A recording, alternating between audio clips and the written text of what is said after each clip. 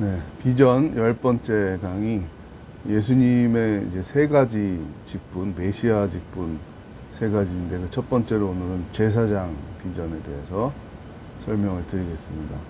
우리가 예수 그리스도, 또 이제 기독교라는 말을 하는데 좀 아주 중요하고 기본적인 거잖아요. 그래서 제가 이걸 좀 설명을 드리려고 합니다. 의외로 이제 숭실대에서 제가 강의할 때 교회 다니는 친구들에게 질문을 해봐도 아무도 잘 대답을 못 하더라고요.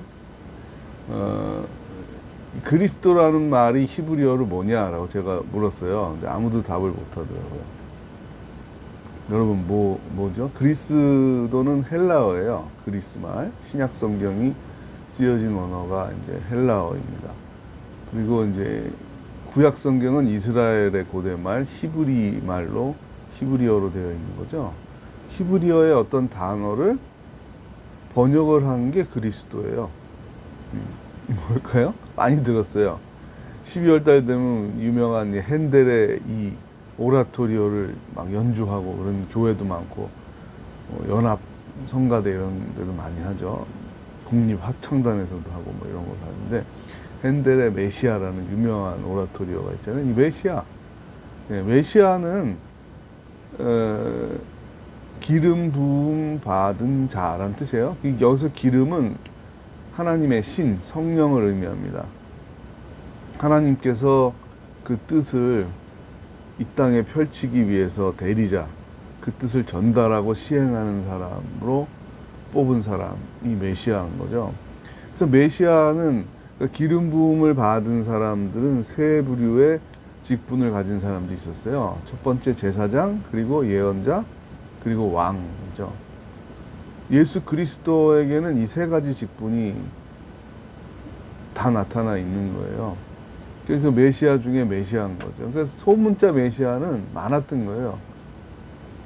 우리가 이제 메시아 대망할 때 이스라엘을 구원할 자가 오고 다윗 임금보다 위대한 분이 온다라고 했을 때 그 예언의 이제 성취가 바로 나사렛에서 자랐던 예수 그리스도다, 이렇게 말하는 거죠. 근데 그리스도란 말은 나중에 붙여진 호칭인 거죠. 이제 정재우라는 거는 이름이고, 제가 지금 상도동에 산단 말이에요. 예전에는 이제 동네를 붙였던 거예요. 상도동에 재후가 많으니까 구분하려고. 서초동에 철수, 이런 식으로 구분을 한 게 나사렛 예수예요. 나사렛 예수라는 말은 이제 나사렛이 성이고 예수가 이름인가 보다, 이렇게 오해하면 안 되는 거고, 예수 그리스도도 마찬가지예요. 예수가 성이고 그리스도가 이름인가 보다, 이것도 아닌 거죠. 자, 다시 정리를 할게요. 쉬우면서도 이걸 다 대답하는 교회 다니는 청년들을 제가 못 봤어요.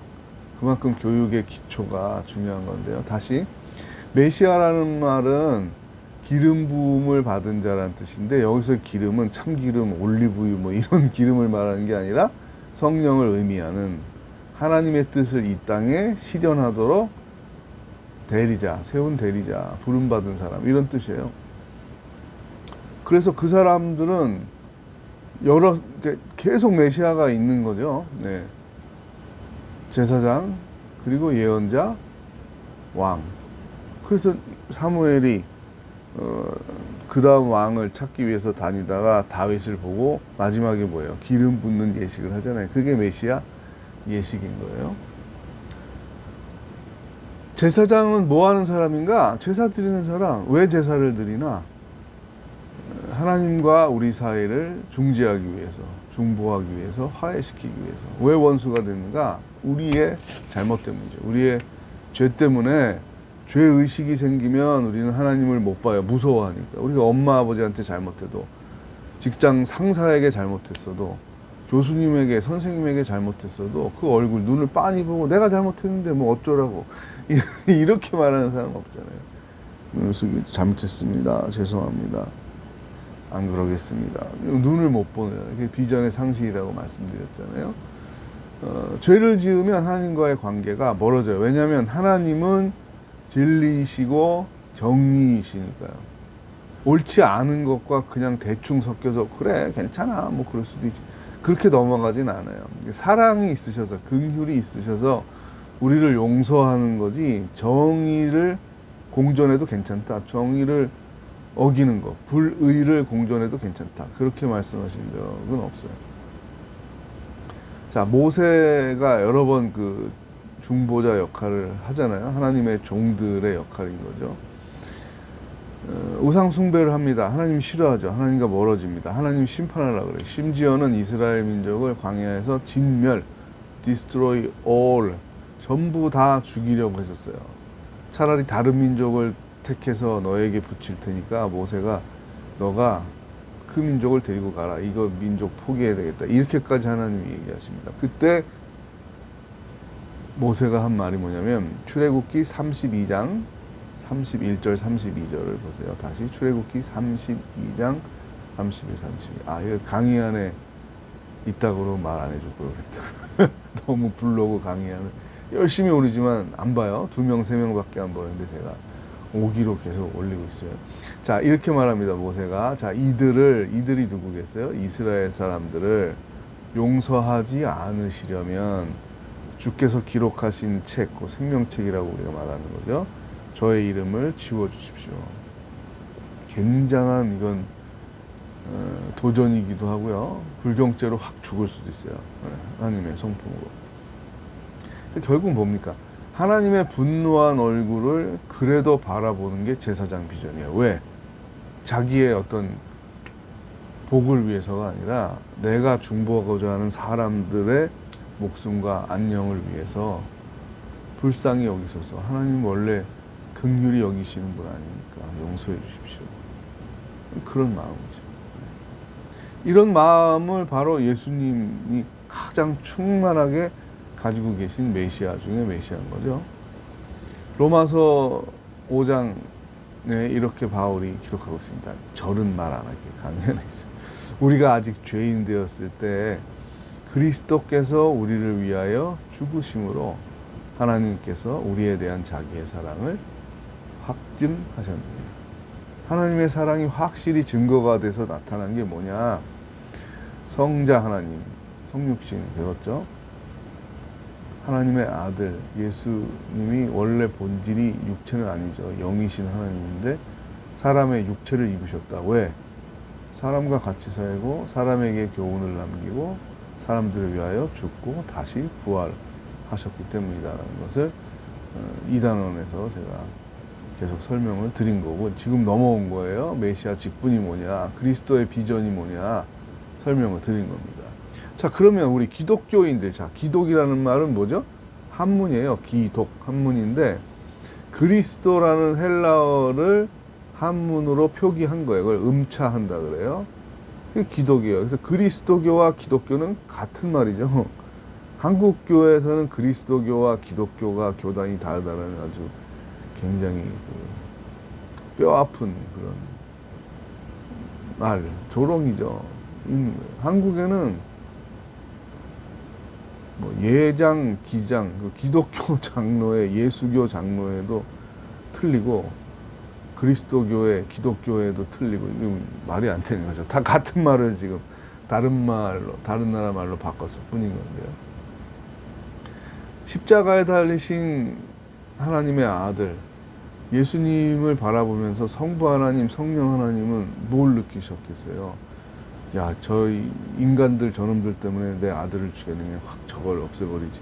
이렇게 할 수 있는데 긍휼이 풍성하신 하나님, 충만하신 하나님 우리가 이렇게 표현하잖아요. 제가 그래서 창조의 비전 설명할 때 말씀드렸어요. 인간에게 자유의지를 준 거는 하나님에게 매우 치명적인 모험이었다. 치명적인 게 뭐예요? 목숨이 위험하다는 뜻이죠. 심지어 정말 자기보다 아끼는 아들의 목숨을 잃게 된 거죠. 십자가에 달린 예수님을 보고 보복하는 힘으로 작용하는 게 아니라 왜 내 아들이 저렇게 처절하게 죽었는가? 아들의 소망은, 비전은 무엇인가? 자신을 십자가에 다른 그 사람들을 용서하는 비전, 제사장 비전이거든요. 그래서 우리는 원수를 사랑할 수 있는 내적인 힘이 여기서부터 나오는 거죠. 직장 상사, 김 과장님, 말로 거는 전화가 나왔을 때 내가 웃긴 얘기를 들은 게 개새끼 그러니까 전화가 울리는 거예요. 그리고 바로 나온 게 김 과장님, 이 과장님, 최 과장님 이게 여러 기독교인들 사이에 이제 회자가 되던 웃기는 말이었어요. 그만큼 우리가 직장 상사한테 스트레스 많이 받고 싫어하죠. 미워하죠. 그런데 하물며 우리 가족을 죽인 사람까지도 용서할 수 있는 게 이 제사장 비전이고, 중보, 나와 전혀 상관없는 다른 나라 사람, 어느 나라에 지진이 났습니다. 어느 나라에 기독교인들을 박해합니다. 고아와 과부와 나그네가 굶어 죽고 있습니다. 중보기도 하는 거, 이게 다 제사장 비전입니다. 이를 위해서 일하는 것도 다 관계가 있는 거죠. 나는 NGO 단체에 가서 이런 연약한 사람들, 하나님을 대리해서 제가 치유하고 용서하고 화해하는 일을 하겠습니다. 이게 다 여기에 관련된, 그래서 행정학을 배울 수도 있고요, 법학을 배울 수도 있고요, 또 경제학을 배울 수도 있고요, 정치학을 배울 수도 있고요. 그런데 다 이 제사장 비전과 관련이 있는 거예요. 이렇게 우리가 기독교인들의 비전을 찾게 해줄 수 있어야 돼요. 관련시킬 수 있어야 돼요. 예수님과 상관이 없는 기독교인의 삶이라는 거는 그 자체가 말이 안 되는 거죠. 그거 왜 기독교예요? 그냥 주일날 같이 밥 먹고 커피 마실 수 있는 사람들을 만나기 위한 그런 사교 클럽? 그걸로 교양의 하나로 교회를 다니나? 그렇지 않죠. 그리스도의 제자가 되는 건데, 그리스도의 제자가 된다는 거는 세 가지 직분, 제사장과 예언자와 왕의 직분과 관련된 삶을 내가 살면서 헌신하고 싶습니다. 그게 우리 비전의 실현인 거죠. 다음에 만나요. 예언자 비전에 대해서 설명을 드리겠습니다. 블로그 강의한 네이버 블로그 인간미 연구소.